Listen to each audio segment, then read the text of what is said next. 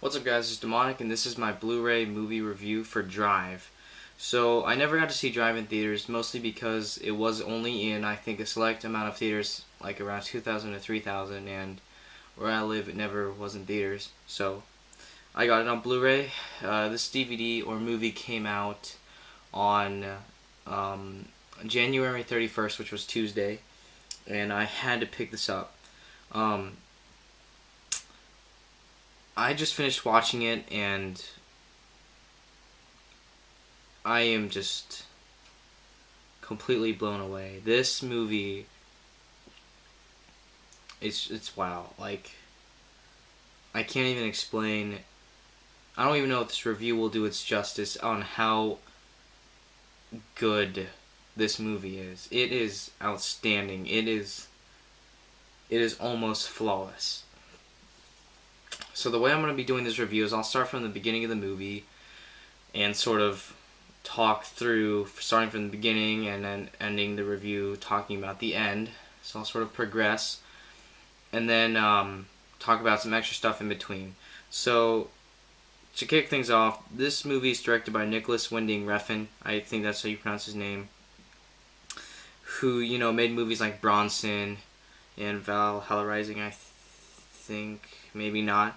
But it is based off of the novel Drive by James Salas. And I've never read the novel, so I can't really tell if the movie is close to the novel. But anyways, it stars Ryan Gosling, Carey Mulligan, Bryan Cranston, Christina Hendricks, Ron Perlman, Oscar Isaac, Albert Brooks, and I hope I'm not forgetting anybody.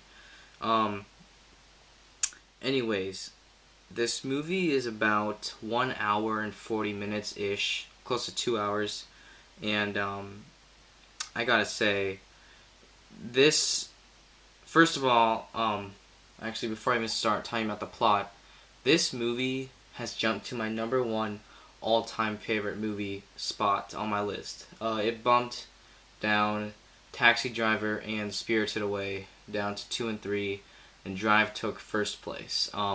I'm not even kidding when I say this movie is phenomenal. Alright, now let's get into the plot. Okay, so the first, part of the movie introduces Ryan Gosling. His character's name is the Driver, Driver, what am I talking about? And he is a stunt driver for Hollywood movies, but he also does, getaways for robberies. And the movie starts off pacing-wise brilliantly. It shows him getting a phone call from these two burglars who have a job for him, and he takes it. So he drives up, gets the robbery done, but the suspense leading up to his getaway is just phenomenal. It's got all these little itty-bitty things like the music, sound effects, all that creates suspense. But yeah, it progresses pretty, I don't know, if you can't really handle, if you don't like movies with character development, which I'm sure a majority of people are these nowadays, all people care about in movies are just explosions and, Michael Bay crap, explosions, action-packed, movies, this will turn you away definitely. People who actually have an eye for movies and a love for film and cinematography will love this movie, which is why I enjoyed it a lot. But like I said, he's a stunt driver during the day. Stunt driver during the day and some sort of getaway sort of thing at night. But it does show him doing some stunts as his Hollywood role, but later on, as you progress through that, he meets his neighbor Irene, who is played by Carey Mulligan, who becomes the love interest in the film. Now, the first, I gotta say, at least 45 minutes or so into the movie will make you believe it's a love story, and it is also the most peaceful times of the movie, like pleasant to watch. It's very, very enjoyable to watch. Cinematography is incredible. Nicholas Winding Refn did a great job directing it. He has some amazing shots in there that everybody will, remember. I know, like, this movie has tons and tons of scenes that I will remember forever. But I'll get to that later. So that's basically the first 45 minutes or so. It's just, it's just character development.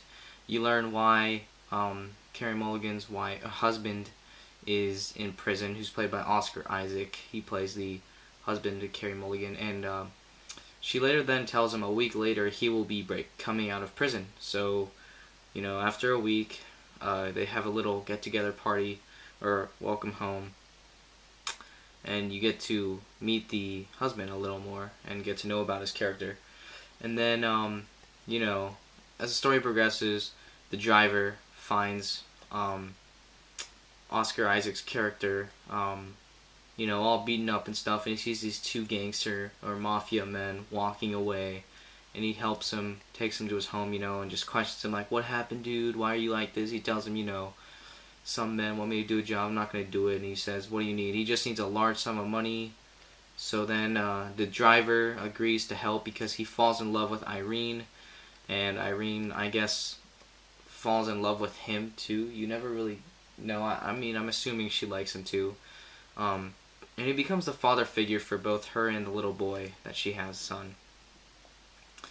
So from that point on, this is once again like 45 minutes in the movie, and then after that, the story starts to pick up and the action starts to settle in.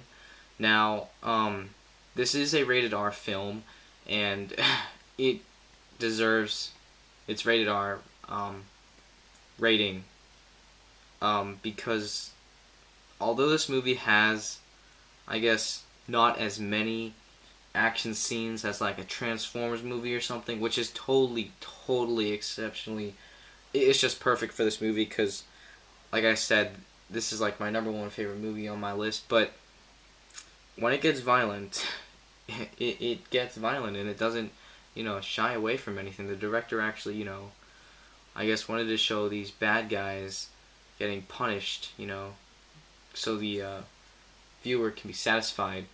But boy, is it pretty violent. But so the driver goes, he actually hotwires a Mustang, and then he takes it to a motel to with the two, robbers, Oscar Isaac and Christina Hendricks' character Blanche, and they go to rob a, I think it's a money loans or something, some store, bank loans, and it all goes well until a second car pulls up, and Oscar Isaac is gunned down. Sadly, yes, he is the first one to die in the film. And then from that point, you get this insanely cool, awesome, car chase scene with the driver against the second car. And then after that car sequence, they go into a motel, the driver and Blanche. And, they sort of discuss what happened, why the hell did that second car appear and all this crap.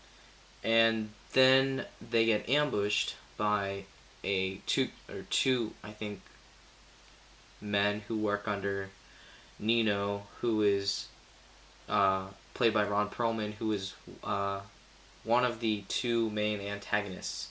The second antagonist, played by Albert Brooks, who did a fantastic job, played by, what's his character's name? I forgot his character's name, but he's a total badass. But they get ambushed, like I said, and the driver takes them out. It's a pretty awesome sequence of action. And I'll finish this review up in a second part, though. Hold on.